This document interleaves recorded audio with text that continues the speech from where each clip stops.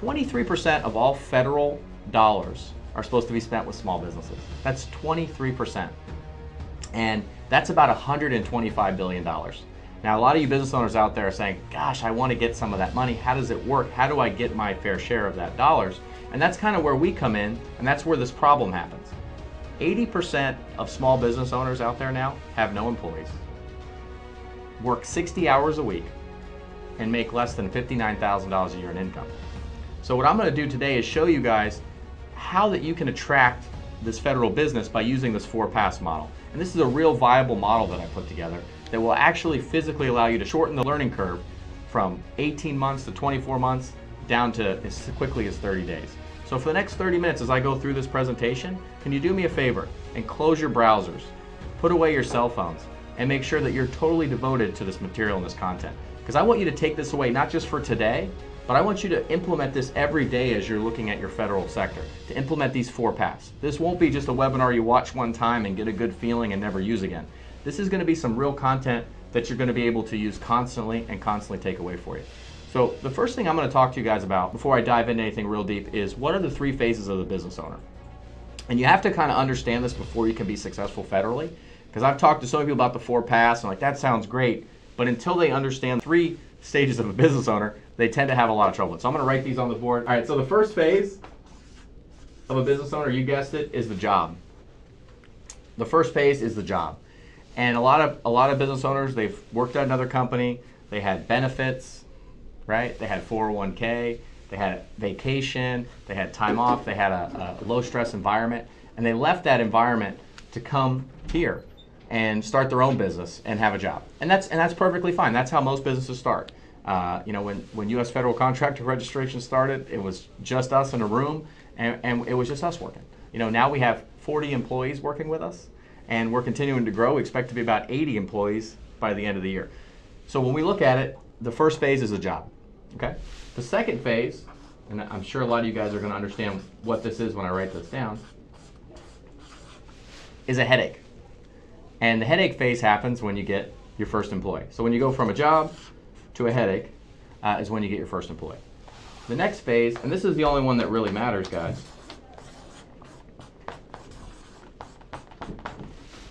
is the empire phase, okay? This is when you go from a job where you have no employees to a headache when you have an employees, and then to an empire. And a lot of business owners, what happens is they don't understand how the progression occurs. They don't understand what it looks like when you're at an empire. And I'm going to go over that here in a minute, but the key is to understand that to get a business, your goal is to move from a job to a headache to an empire. And how you move from these 3 phases is going to be your investment, okay? The money that you invest into your business and into yourself is what allows you to move through the phases. So I'm going to give you guys just a quick example. When I first started, we would hire people, and they would always be a headache because we didn't have the right rules, the right procedures, the right principles, and we also didn't devote the right amount of time into hiring a human. We would hire somebody, and next thing you know, we'd have this person into our business, and they would be a giant headache. They wouldn't be very good at performing the work. They wouldn't be very good at satisfying the roles that needed to be done. So what we've done over time is we understand the importance of hiring, and our goal is when we hire somebody, we think about the empire in mind. And the empire in mind has 2 goals. You're going to want to go ahead and write these down. First one is we want to have multiple flows of income, and we also want to have employees that are like business owners. And that's the key to allowing you as a business owner to take a vacation, you as a business owner to have time strategizing. Many business owners that I work with, they spend their entire day, almost all of it, doing work. They never spend any time working on the business, they're always working in the business. They're not able to experience the benefits of being a business owner because what are they doing all the time? They're working 60 hours a week. They're struggling over things. If they make a decision to hire an employee, they do it last second when they have a big order come in, and they go ahead and quickly grab somebody to do the work. And that may not be the right fit for that business. So I want you guys to just think about what is the end game. The end game is we want to go from a job to we want to get employees. We want to minimize the time we're in the job in the headache phase. And we want to focus on the empire phase all the time. How do we get through these stages? We have to make an investment into both ourselves and into our business. If we don't make the investment, then we'll never go through. I'm going to tell you a little story about a friend of mine. He's a chiropractor. And what he did was he He moved from the job phase to the headache phase. He hired an employee. He said, shoot, this is too much for me. Then he went back to the job phase, and now he's looking to go get a job working for somebody else. Why? Because he made a poor hire. He didn't know what the empire looked like. He didn't have an end game in place for his business. He didn't know. So he's just playing the game saying, I want to get the cheapest human I can find to work for me, and I'm going to hire them in 2 or 3 seconds and try to get somebody that just can barely do the job, and I'm not going to really treat them right or reward them right, and I'm going to have a headache. So I wanted to go through the 3 phases so you know. So when we talk about empire, let's talk about the empire. So the empire has 2 components again. Make sure you guys understand these. The first one is multiple flows of income. The second one is our employees are starting to think like business owners, especially your managers. Your goal is to have all your employees feel like a business owner, meaning they feel like they're part of a company, they're part of a team, they're working on something, they're constantly growing and developing themselves, and they're always in a better position. Okay? So how do we get multiple flows? This right here is why you want to work with the federal government. Is that big enough, David? Yes, sir. All right. I'm going to work through. I'm going to draw big and use a lot of paper. This is a pie chart. First chart I talk about is where does your income come from your business, okay? I'm going to put down the first set of multiple flows I start, private and federal. The reason we want to have multiple flows, it's kind of like playing a game of poker. That's what I think about business. And business is that game of poker that you're playing. And if you are just playing one game of poker with very limited skills and you're always going all in every time on one hand with limited skills, eventually you're going to go bust. And that's why so many business owners, they're going, things are good, and then all of a sudden they're out of business. They have one bad streak or one thing happens in the economy and they're out of business. So what I'm talking about here is having diversification and having multiple flows, so you're playing 2 different hands. So if something bad happens with one hand, which is liable to happen, you still have your hand over here. That's the start. We're talking 2 hands. I want to get you to play in 10, 12 hands, but today I'm going to talk about 3 different ways that you can play different hands. So the first one is private and federal. I like playing these 2 because even without any diversification in my business, I'm still able to have private sector business and federal sector business. So the federal government, when times get rough, what happens? They spend more money. They maintain contracts. They have 5-year deals, 5-year contracts. So this revenue is very secure, as this revenue may be shaky. So it's kind of like this. If the market goes down 50%, right, everything goes down 50%, I lose half of my private sector business. I'm down 25% here because this goes 50 to 25. And then my federal stays the same or goes up. I'm at 75%. I'm still solid because of my diversification here in these 2 streams. And a lot of times what I end up working with a vendor is we may start and the federal may be 5 or 10%, but as we continue to move our strategy, they may be 75, 80% federal business with the federal government. And that's a much more solid revenue stream and a flow to have for your business. Okay, so this is the first flow, private and federal. This is key for your business. We don't want to ever have all of our chips on one table. We want to go to multiple tables, and we always want to improve our knowledge. So instead of it being a coin flip whether or not we win, it's more about a percentage. Like we know we have a good stake, and then this side may go, this side may change. The other one I like to talk about is diversifications with your offerings. So let's say you're a roofing contractor. I don't know how many roofing contractors are out there, but you'll still understand this concept. If I only do roofing contract type work, meaning somebody calls me and I do an estimate and I just fulfill that piece of the puzzle, I have just one stream of revenue. It's just the actual physical work of being a roofer. Now, a company I work with, I'll say, why can't we sell roofing supplies to the federal government? A lot of times, like if I have a veteran-owned business, the government wants to buy stuff from veteran-owned businesses. So they will pay a premium. So for instance, what we do with a lot of our clients is we have large primes that we work with.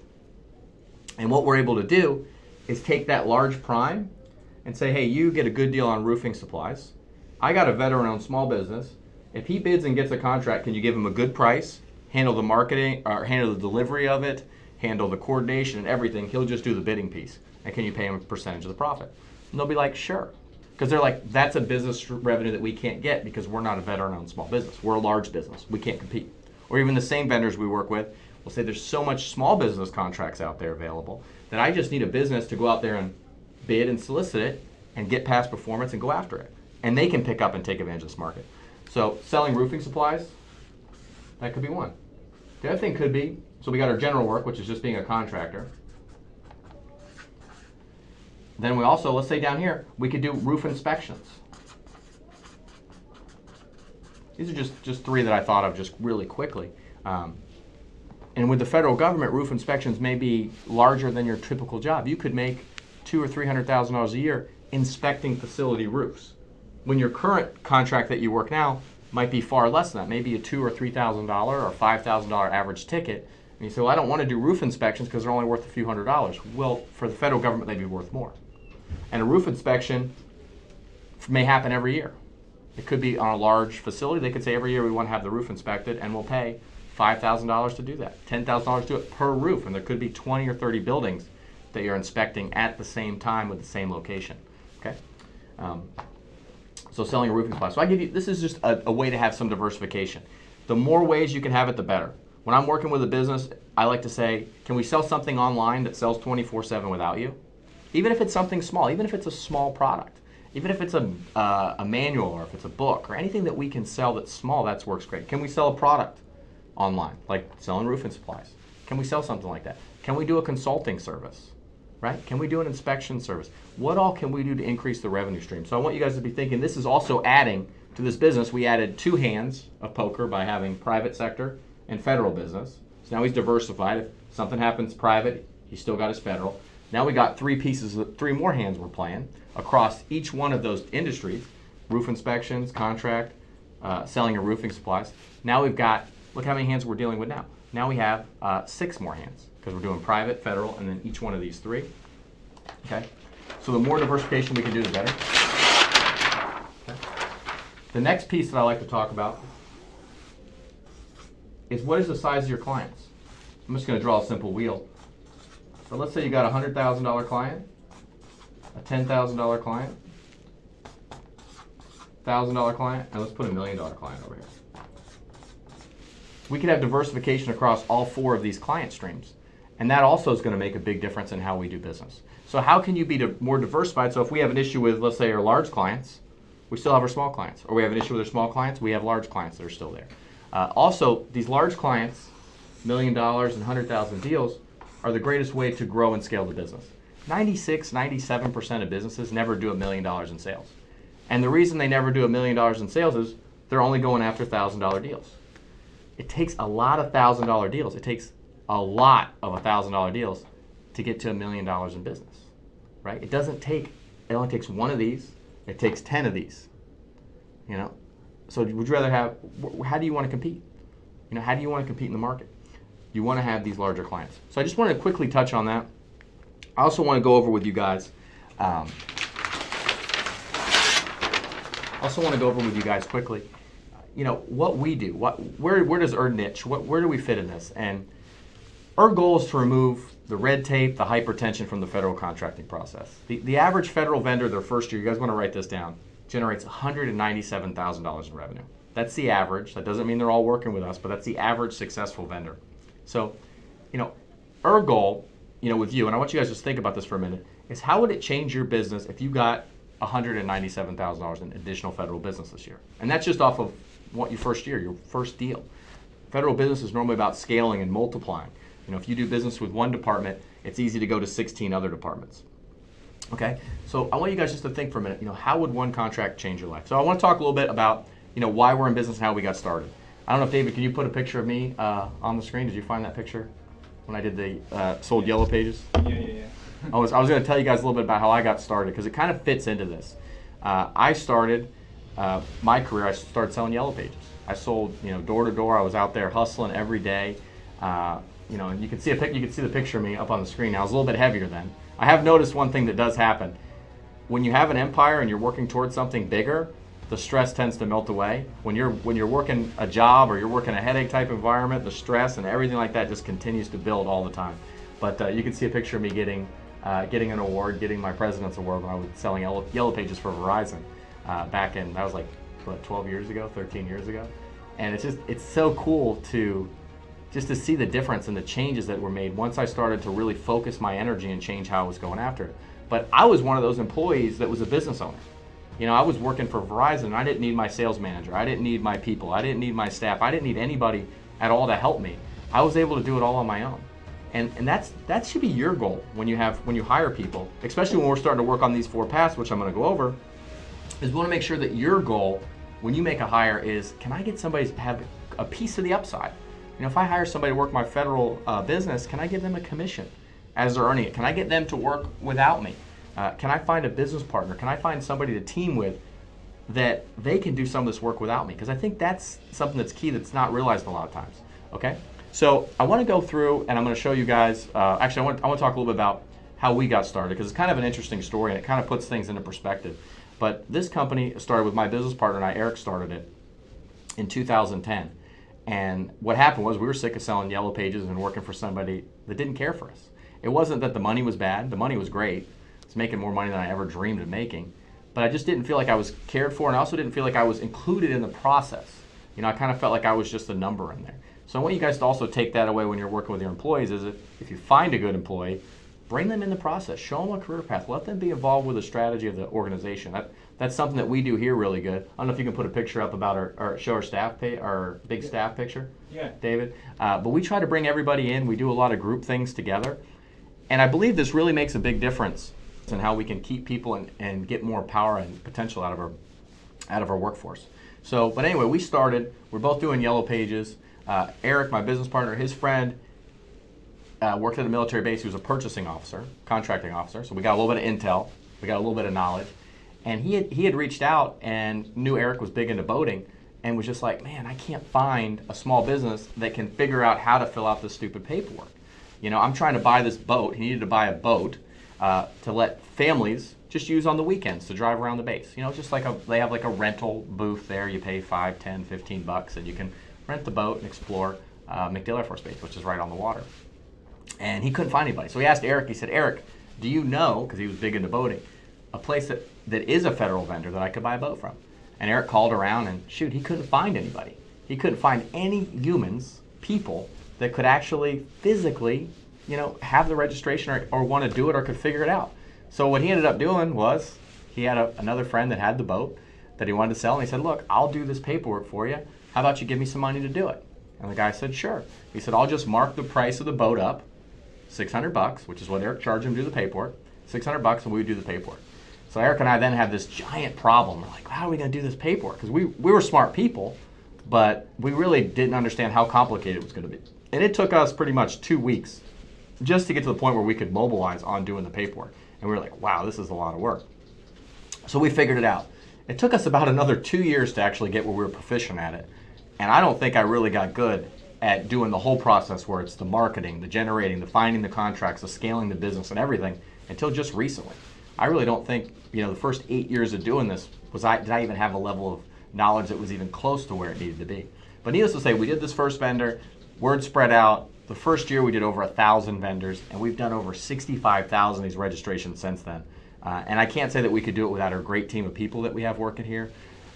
Consistent investment in the technology to make the process fast and efficient, but also some of the things that we've done, you know, from a business process standpoint, have really made it so that we're more efficient here as an organization. But I can promise you, if you're a new vendor and you're just starting to work at the federal government, and it's 18 to 24 months process to get your first contract, and you waste 3 or 4 months of it trying to figure out your registrations, you're going to be in trouble because you're going to end up giving up before you get to that finish line. So that's what we try to do, is take a vendor, handle their registrations, put them on the right training right away, and I'm going to go over this with you, this training, but put you on the right training right away so you can really excel from the gate, that you're not just driving around in the parking lot lost for the first 2 months and then give up on that process.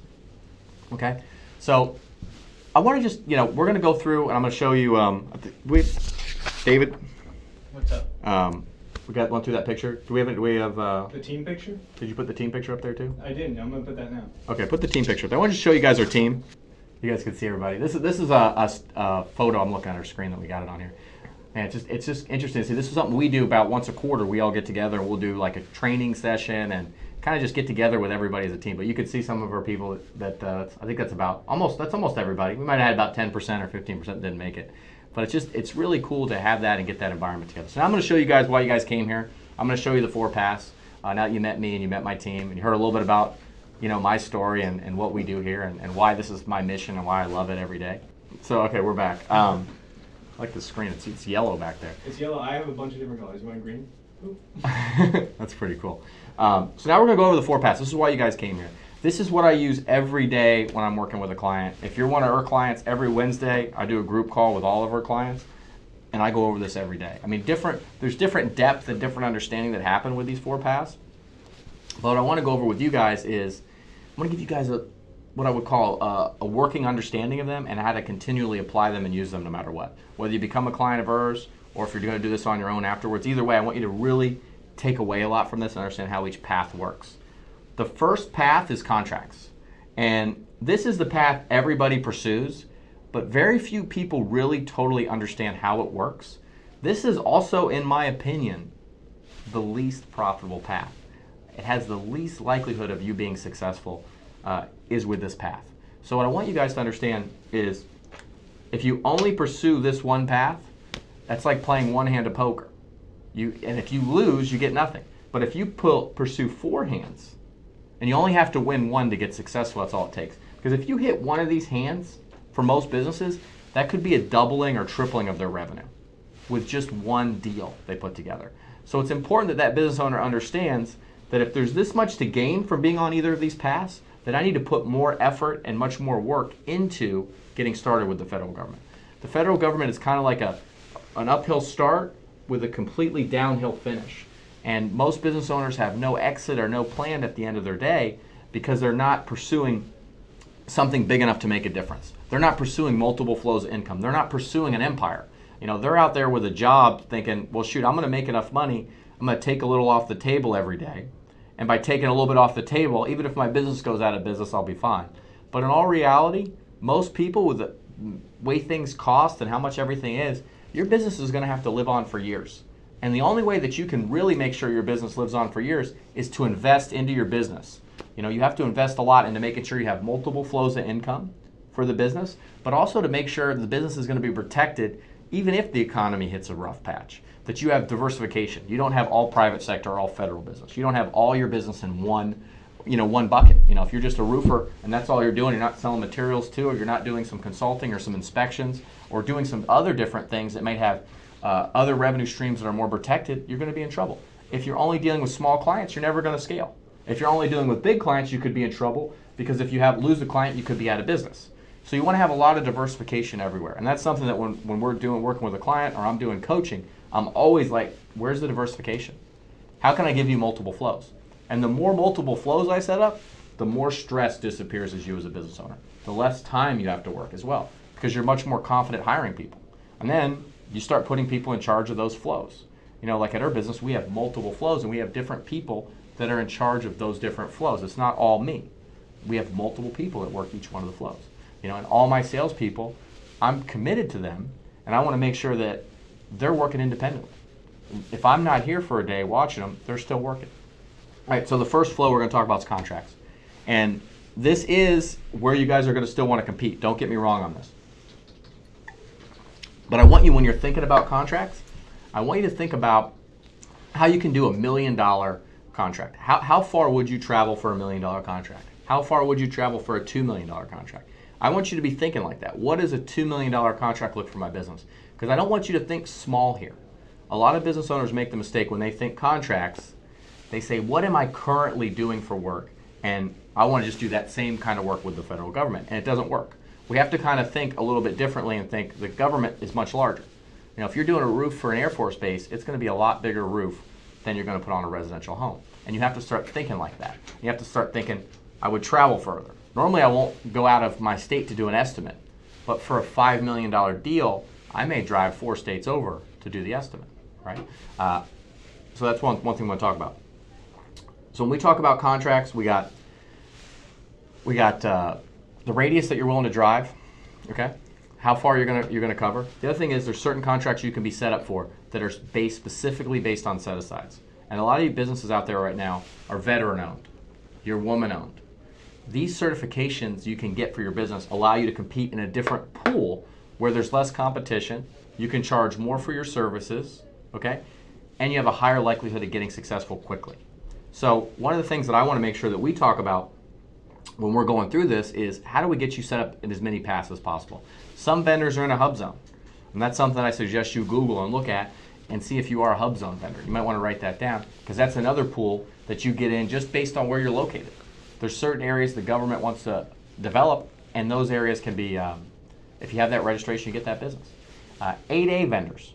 We work with 8A vendors, and by getting set up as an 8A, that's a socially and economically disadvantaged business, you can compete in an area where it's just you when you're competing for contracts. So this is another huge market. Simplified acquisition, no bid contracts. This is something we do with our simplified acquisition program, but this is a whole nother piece of that. But when I talk about contracts in general, there's also GSA contracts. 50% of all revenue with the government is spent on a GSA contract. So that's another type of registration that you can perform to get work. Some industries, that's where they get most of their work done.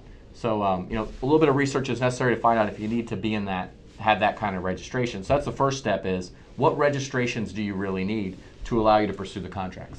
Like I've worked with veteran-owned small businesses that have been working with themselves for 2 years trying to get a contract, and they never completed their veteran-owned certification paperwork. They came to us, what do we do? Complete the veteran-owned certification, add the GSA to their schedule because they needed both of those for their industry, and within 6 months, what happened? They quadrupled their business, and they were very successful because they had the tools needed. The other thing with contracts is, are you setting up your alerts, your radius type notifications, to be large enough? Because if they're not large enough, you're not going to get known of anything. You're not going to get notified about the right kinds of contracts. So we want to make sure that we set them up large. We can always weed things out. I use the ratio of 90% of what you get emailed to you when you set up alerts in APP is going to be disregarded. If it's not, that means you have your alerts too narrow and you're not getting notified of the right opportunities. The next piece is subcontracts. Now subcontracts, a lot of people are like, I don't want a sub workout. And what I like to talk about when I talk about subcontracts is one of the vendors I worked with had a $54 million contract to do work on an Air Force base. And that vendor was a large prime vendor. And what he wanted to do was do the work and make a profit. But he was required to sub out $4 million worth of business. That's how it was set up. He had to sub out a piece that was that large to a small business vendor. It was also a veteran-owned. Okay, what happened to be another one of our clients that we were able to match together. This deal right here generated $2.8 million in profit for the small business sub, veteran-owned sub, and it ended up being, I don't know the exact numbers, but a better deal than the $54 million contract the prime had. So there's more money in subcontracting a lot of times than prime contracting because there's less competition. There's less competition. It's easier paperwork, it's less paperwork. There's things that confine competition by saying you have to be a veteran-owned or a woman-owned or a small business. So there's a lot of different things in that piece that make a difference. The other path is networking with primes. And this is something that we use APP or software for that's huge. Because what it allows you to do is start to segment and identify contact information at primes that you can partner with. And this isn't just partnered with for contracts. Of course you can do that. But I'll give you an example. I worked with a hotel, a large hotel, and they wanted to rent rooms to the Air Force base. And what we realized was that it was going to take about probably a year, 2 years, 3 years to really break into that market. Just because how things were structured, there was already a relationship in place. They don't sign the deals that often. We had to start negotiating and things like that. But what I told them is I said, there's a huge contract going on in that same area, and I happen to know a little bit of details about who got the contract because I just follow all this stuff all the time. I suggest you do the same. I'm going to get to that in a second. But what I did was I was able to partner them together with the other business. And what happened was they picked up the phone, called the vendor that just got awarded the large contract to work on the base and said, hey, I have a deal for you. I'll put together rooms. I can do 100 block of rooms for you for this price if you guarantee to use at least this many days if you let me know by next week. Let me know. So they called back and said yes. So it was a deal where they filled up and generated the revenue they wanted, which was they wanted large blocks of rooms done. They wanted to have a large vendor. They wanted to grow their business. They wanted to fill their hotel. They wanted to have diversification. They're sick of having their average client spend $1,000. They want to have some guys that spend $100,000 and $1 million with them. So what do? We gave them diversification. They're not necessarily dealing with the federal government, but they are in a way because they're dealing with a guy that's taking federal money and he's just splitting that federal money down into them. And they're starting to build those long-term relationships. Do you guys follow how much you can make here? Plus this money here on this path can be the quickest money you make. Because when you deal with the federal government and and being a subcontractor, there's a lot of time to mobilize both those markets. They take time to get started. But when you're networking with primes, it starts right away. There's nothing lost when you're networking with primes. You know, you could put a deal together and it could be a deal that happens right away. The other thing is it could be a deal that's not even in conjunction with the federal sector. It could just be a partnership. It could also form a partnership that you end up teaming, joint venturing. I go over more of this stuff later, but if the federal government wants to award stuff to a veteran-owned small business, you can team with a large prime, be a 51% owner, and have them fulfill and execute the contract, and you could just be there as supervising the company and make a ton of money with that. The other path is knowledge. And knowledge is, you know, they say knowledge is power. In the federal space, this is, you know. Fill it up. Yeah, let's put all the chips over here. I've never done this before. But this is where it's at, is knowledge. And let's talk about this. So like, I use knowledge when I'm going through all three of these paths, but sometimes what knowledge can give me is an entirely new segment to compete in, right? So let's say I use my knowledge to start networking with purchasing officers in advance, before a contract comes out. And I'm able to get the purchasing officer to physically write me a contract. Literally physically write me a contract. So a lot of times, if you guys have been starting to look for federal opportunities, you'll see some contracts that have 2 days before they're awarded, right? It's announced one day and then 2 days later you need a bid. And I love getting these phone calls. I'm like, Dan, I need your help. I got 2 days to put this bid together. This is my dream contract. I'm like, well, you understand that you should have been working on that contract 3 months ago before they wrote it for another vendor. You know, I can help you put a bid in, and there's always a chance that we could still get it, but it's a very low percentage. It's probably not worth your time. But having that knowledge too helps to know that, hey, that contract's written for somebody else. I don't want to waste my time on it. Because unfortunately, a lot of people want to go after those. They submit 5 or 10 bids for contracts that are already pre-awarded to somebody else. You don't want to make that mistake. The other thing is, with knowledge, we analyze the 16 different departments at the federal government, and we can start to understand, you know, where do we have the best opportunity? Can we develop a product or service that they need or will need in the future? You know, can we analyze a segment and say, hey, this segment over here is completely underutilized? Can I partner with somebody that already knows about it? Let's say if you're a veteran owner, you're a woman owner, you're a small business. Can I partner with a larger company and attack this vertical, because there's no small businesses, there's no women owned, there's no veterans that are in there. And we show you how to do some of that isolation, but just understanding every day how the market is. What types of new contracts are going out there? Like disaster relief. If we just got hit with a storm, that's going to pull extra contracts out. But every day, you know, I recommend that you stay in our learning center and you learn something new every day and you reinforce some topics every day.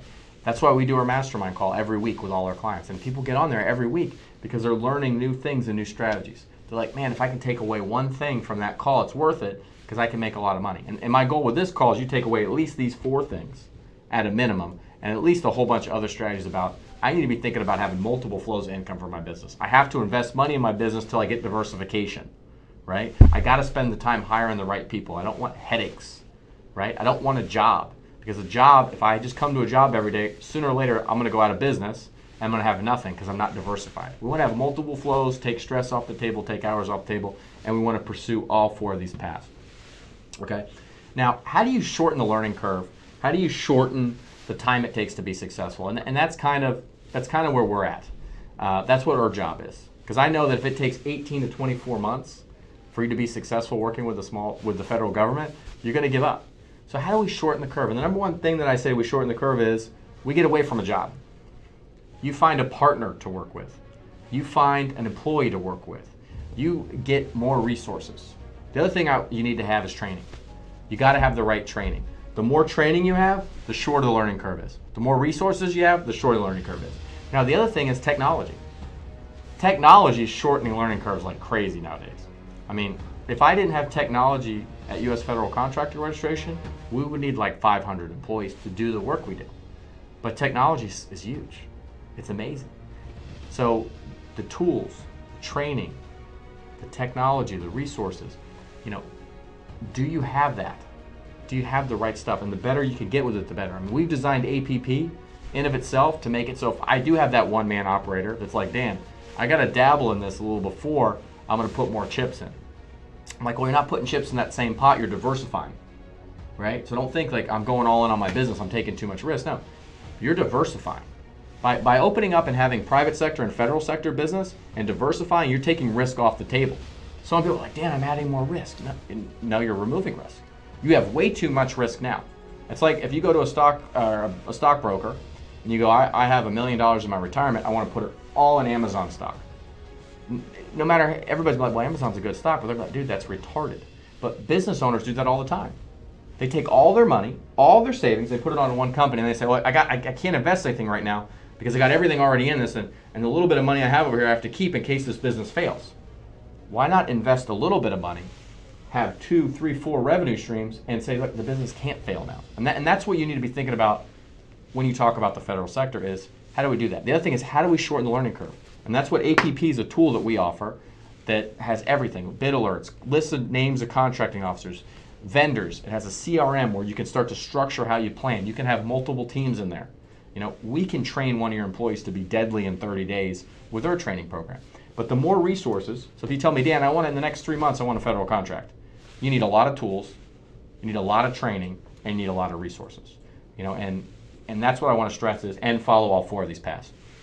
So I want to go through and talk real briefly about the 5 steps, because I've broken this down again into 5 steps to get started. So the first step before you get started is you need to learn what the pros know. You don't want to start your foundation off of shaky ground. The foundation is going to be what you know, the knowledge you know. So by coming to this webinar, you're learning so much. Because by doing this first, you're going to make sure you don't waste 3 months of your time in this opportunity. So many business owners will waste 3 months on the wrong path, then they'll give up and they'll assume the federal government's not there. You have to make money with the federal government if you're going to diversify your business properly. That is the biggest piece of diversification for a small business vendor, is to have a revenue stream that's recession proof. So many businesses go out of business during the recession, or they get so crippled they can't recover. So we don't want that to happen. We want to diversify that. Okay. Step 1, learn what the pros know. Inside of APP, or system, we break down learning center, training center, modules, certificates. We have our mastermind call where we continually teach you. If you do coaching, we actually will work with you on a twice-a-month basis, 6-7 hours, sometimes the first couple of weeks, just to get people ready to go submit bids. The next step is you got to have the right registrations. So many businesses will get the easy registration but not the hard registration. They'll like, I'll get the SAM registration, but they won't get the veteran owned. Or I'll get the SAM, but I won't get the GSA. Well, if all your business that's ever been awarded in your sector is only on the GSA, you need to know that and either say, I'm not even going to pursue federal, or I am if I get the GSA, the veteran, and the SAM. You want to have the right registrations because they're going to make it easier for you to get an award. If you have an asset and you don't want to use it, you're foolish. You know, so many business owners out there have everything that the other guy wants. The other guy's like, dude, I would kill to be a veteran owned. And the veteran owned guy's like, well, I don't know. I don't want to spend the money right now. I'm worried about my business struggling. And I don't want to do it right now. Well, dude, why don't you do it right now and diversify and commit and have 2, 3, 4 streams of revenue where you can't be hurt. That's what so many business owners don't think about. So, but it can take 20 or 40 hours to do your paperwork. Just your SAM registration right now. I mean, it's literally that bad. Just for that, it can take 3 to 6 months to do your veteran registration. It can take a year or 2 to do your GSA registration. So that's what we're here for, is to get those registrations shortened, to give you a plan to start working right away while we're getting those registrations done. But that's one of the big pieces. The other piece is, so once we get your registrations done, so many businesses fail right here. The third piece that we need to talk about is getting the right opportunities to you, okay? And it's not, the right opportunities are not just opportunities that are bids, okay? But the right opportunities are, do you have the right subcontracting relationships you're going after? Do you have the right networking operations you're going after with, right? Are you using knowledge to find new partnerships, new ideas? Are you navigating your ship? Are you making sure that you're after the right target? Because if you're not doing this and you're not finding relevant opportunities all the time across all 4 of these paths, you're not going to have the success. Okay? The next thing you have to do is make sure your bid gets noticed. Make sure you get noticed, I should say. Because if we're submitting bids, we need to make sure a bid gets noticed. If we're networking with subs, we have to make sure that we open the call in a way that gets them to have a conversation with us first. Write this down. We open the call to get a conversation first, right? Then we want to open it to have a more in-depth conversation. Then we want to open it to talk about a partnership opportunity, right? And then we want to talk about possibly closing the deal or putting numbers together. Okay, it's not just about, will you partner with me? I love it when a guy tells me that's what they did. I'm like, that's not work. You got to start with a conversation. Are you a real authentic human? Are you somebody I want to have a conversation with? Then you can start selling me on your products and services, because I do want to partner with people, but I get asked all the time to partner. Okay? When I'm talking about networking with primes, it's the same way. You know, I mean, I got to have an offer. I got to have a reason for them to interact with me. So if I don't have an offer, my bid won't get noticed. And the last piece is grow and scale the business. And this is where the empire comes into play. You want to have a giant end game when you work federally. The guys I work with that are successful, they have a giant end game. They're not just like, I'm in this to get a contract, or I'm in this to get a couple contracts, or I want to stay small. Those guys all fail. The guys that say, hey, these are the 3 companies I want to go after, and I'm going to compete, and I'm going to take my business to the level that I'm bigger than them in the next 6 to 12 months, those are the guys that win. Those are the guys that are successful. And that's what we want for you. We want your business to be thinking like that. We want you to be thinking about an exit always. And the exit doesn't have to be sell the business, but it should be removing you from the operational piece of the business. It should be removing you from the operational piece. That is so huge. So many business owners out there now are stuck in the operational piece of their business. They need to get out of that and get the strategy piece so they can grow and scale the business. That's why I'm talking about resources, training, tools. All that stuff makes a huge difference. Okay? I'm gonna just quickly, really quickly recap everything that I talked about with you guys. I shouldn't have probably ripped everything off and put it on the floor. Dave, will you grab me that one over there? Right? Are those? Grab those 2 right there. That one. Give me that one first. Oh yeah. And then grab the other one. See, it was a good thing we did a practice. Yeah, we did a practice. It didn't work. It never does. It never does. We're real over here. So here, give me this one first. I'm gonna quickly go through this one. Okay. I'll hold this one on standby. Perfect. Stages of a business owner. Okay. First stage is job. Second stage is headache. Third stage is empire. What makes it so you can go between all 3 stages is your investment into the right training, the right tools, the right resources for your company. You have to make an investment. And when you hire an employee, if you make a bad investment in the selection process, you don't get anywhere. Like for instance, this company. I don't have one desk out there full. Before I got on this webinar, what was I doing, David? Was I doing an interview? Yeah. I hired a girl the other day because she was the right fit. I didn't even have a desk. I had to move the coffee machine and set up a desk where the coffee machine used to be, because she's the right fit. I'm always looking for the right person, because if I can find somebody that's like a business owner that's going to come here and take it to the next level, that's what I want. That's what I want. Okay? So it's the investment. What is an empire? When you guys think, what is an empire? All right, let's put what is an empire. What is an empire? An empire is having multiple flows of income. Private sector, federal contractor business, different types of clients. So I have a client I sell a $1,000 product to, a $100 product, a $10,000, $100,000. What are the sizes of my clients? If I have all my clients in one segment, I'm weak. You know, if I have all big clients, I'm in trouble. If I have all small clients, I'm in trouble. If I got all big clients and I lose one, I'm screwed. If I have all small clients, I can never grow the business. The federal government, $197,000 is the average first-year freshman vendor gets, a successful vendor gets that much in their contract. That will scale in of itself most of your businesses. It'll move the needle significantly. Let alone that's just one contract. And if you're successful, the first one you get 2, 3, 4, 5 in 1 year, right? And those contracts will grow and grow every year. Some are 5-year contracts, right? What do you offer? You know, do you have a service? Do you have an online product that you sell? Do you have sub work? One of the things that we talk about is if I got a hold of a vendor, I want to quickly talk to this vendor about partnering.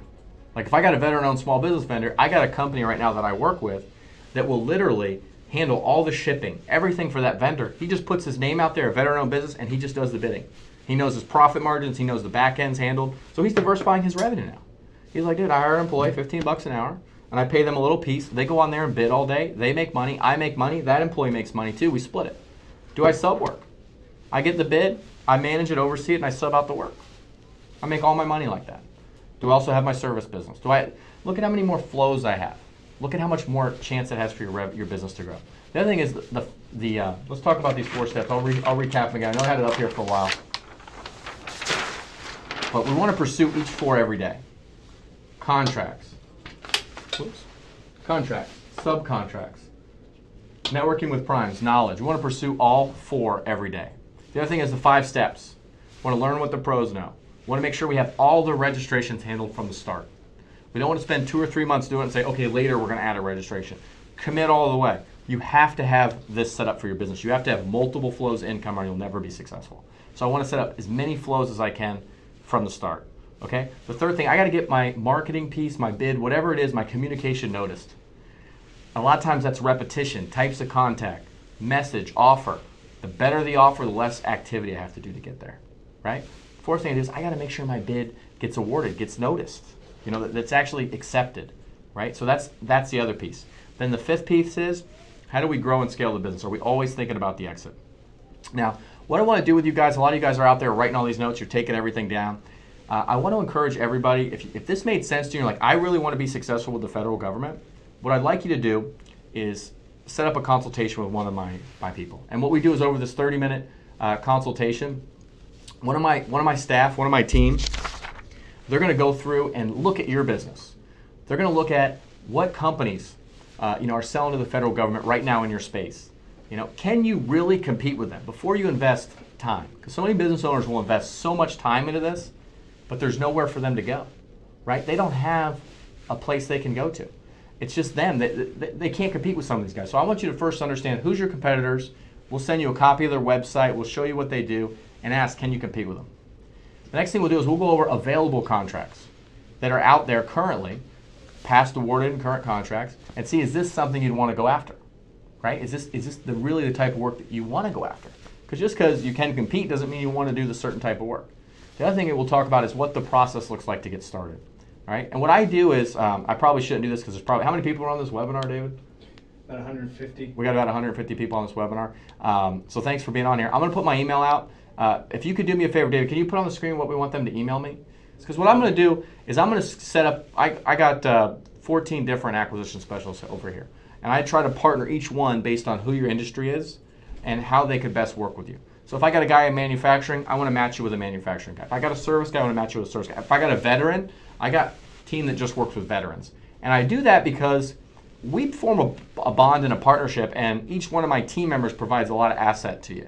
And they're not just a salesperson. They're going to be a resource for you. They're going to talk to you multiple times a year. You're going to be friends with them. So if you do business with us, it's important that we start off with the right person.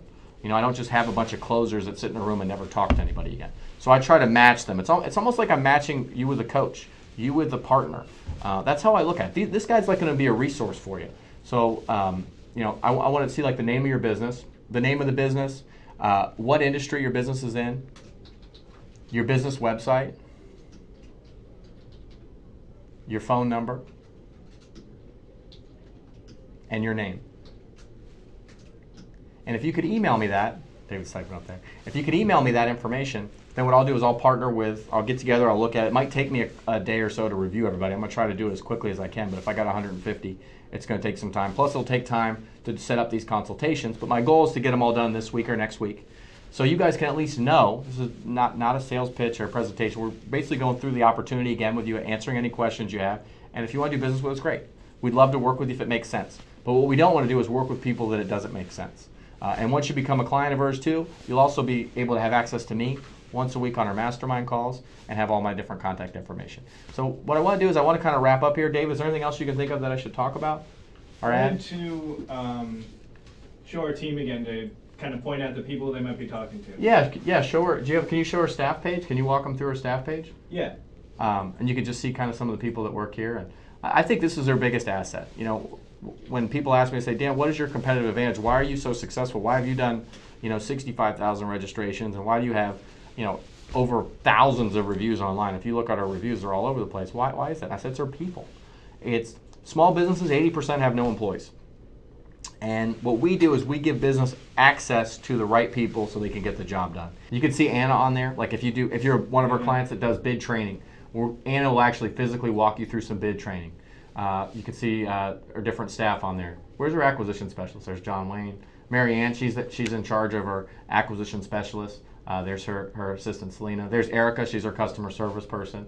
And these are all real people. I mean, these are all real humans. They all started like you. No one that I hired had really any background at all, except maybe a very minimal with federal contracting, and we trained them. They know how hard it is to get started in this. Some of them it took a year, it took 2 years for them to be at the point where they were ready to actually be an acquisition specialist and actually communicate with you. They were an assistant first. You know, they spent 2 years being an assistant before they could have that ability, because it took that long for them to get the knowledge. You know, my production, can you show my production staff up there too, or production staff? The case managers. Yeah, show the case managers. You know, and some of our case managers, we've had working here. Some women have been here over a year before they even really get proficient, and they're able to handle all the registration. And that's all they do full time is do registrations. You know, but we offer a lot more than just doing your paperwork or your registration. I mean, you're like part of our family when you come join it. And you know, I kind of just want to close with, you know, just thanking you guys, and just, you know, I really appreciate that we had 150 people on this webinar. You know, we sent one email and we had this kind of attention, because I mean, it really means a lot to me to see a business owner that's willing to step into a higher level performance. Because so many business owners out there now have a job, they're stressed, they're scared all the time. Every time that a bad thing happens on the news, they're worried. But you know, you guys are taking it to that next level. You know, and you're saying, look, I want to diversify. I want multiple flows. I want to build an empire. I'd rather invest money and diversify my business than just wait around to go out of business. And I want to be part of this. I want to invest in myself. I'm not scared to invest in myself, because I know I keep that with me. And you know, I could think of, you know, one of the things you know, when I was younger, my dad was an accountant. He was a big saver, and you know, he never really. I mean, he had businesses, but he never took it to the next level. He was always a one-man show or a one-man operator, and he always saved his money, and he always struggled. And you know, he ended up, when he was 65, he ended up passing. You know, he saved his whole life and never really enjoyed life, never really took any risks, always took the safe route. You know, and I'm sure he did that mostly for, you know, me and his family, you know, to make sure that everybody was safe. But, you know, I don't think he was happy. You know, and I look at it and I say, you know, he did a lot for me, but I want to make sure that I don't do that. I always want to say, look, I want to commit and diversify my flows and make sure I'm successful. So you never know how long you guys have, and now's the time. Now's the time for you guys to take action. Email me those information. Let me set up a call with one of my people, and let's talk a little bit more in depth about this opportunity, because this will help protect your business. This will make it so you can travel. You can not be stressed out. You can have something you're really proud of. You can have something that will live on, so you don't have to squirrel away money so when you're 65 the revenue stops. No, you can keep your business if you want. Your business runs without you, right? Your business sells multiple flows. So I want to thank you guys again. Look forward to the next time we meet. Hopefully we can meet on our mastermind call. It's on every Wednesday. And I'll definitely be seeing emails from you guys, all right? Thanks, guys.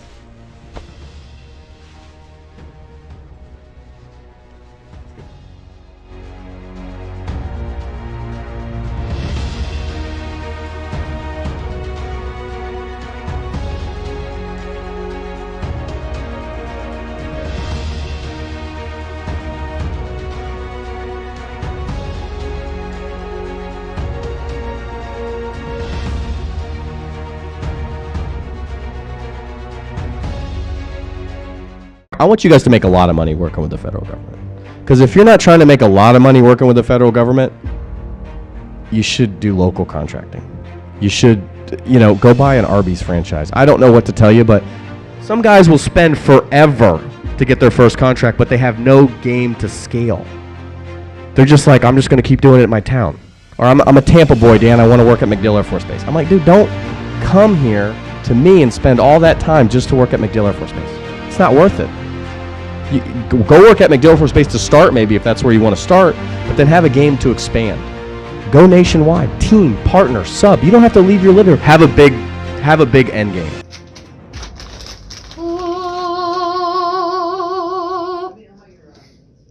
Oh my gosh, it's beautiful.